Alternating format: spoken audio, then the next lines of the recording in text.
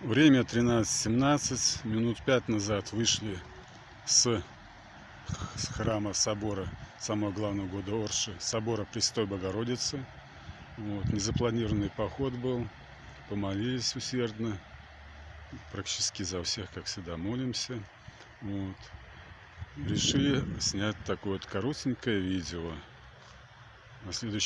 На другом берегу Ильи Пророка храм и Свято-Успенский женский монастырь. Оршица наша течет так красиво через плотину. Назовем это видео «Краски осени», поточнее краски сентября нынешнего 2025 года. Погода стоит великолепная у нас в Орше. Красота, любота и благодать Божия.